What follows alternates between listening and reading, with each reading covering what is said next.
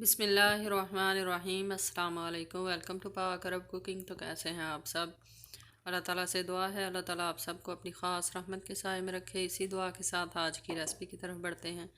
تو آج کی ریسپی میں ہم تربوز کا فریش جوس بنائیں گے۔ بنانا بہت ہی آسان ہے اور بہت ہی مزیدار بنتا ہے۔ تو چلیے تربوز کا جوس بنانا شروع کرتے ہیں۔ یہاں پر ہم نے لے لیا ہے تربوز، جس کے ہم نے چھوٹے پیس کر لیے ہیں۔ تربوز کو ہم بلینڈر جگ میں ایڈ کریں گے۔ یہ تربوز گرمی میں بہت ہی فائدہ مند ہے۔ تربوز کا جوس بنا کر پئیں، تربوز کھائیں یا تربوز کی کلفیاں بنا کر بچوں کو دیں۔ ہر لحاظ سے یہ بہت ہی ہیلتھ فل ہے۔ گرمی میں تربوز کا استعمال ضرور کریں۔ یہ معدے کی گرمی، جگر کی گرمی کو ختم کرتا ہے۔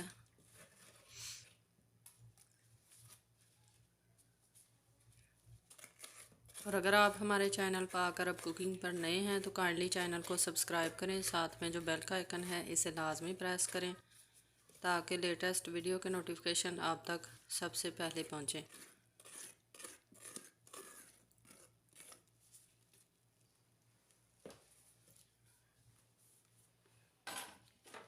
تربوز میں ہم تھوڑا سا پودینہ بھی ایڈ کریں گے۔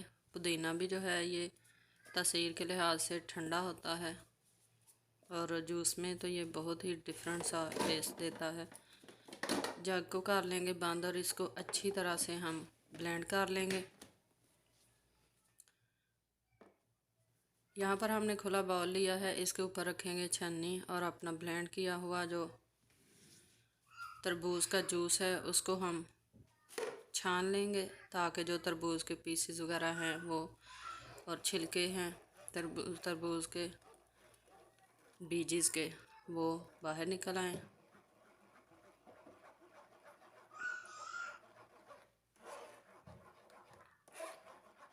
تربوز کا جوس ہم نے چھان لیا ہے، اب ہم اس کو ایڈ کریں گے سرونگ گلاس میں۔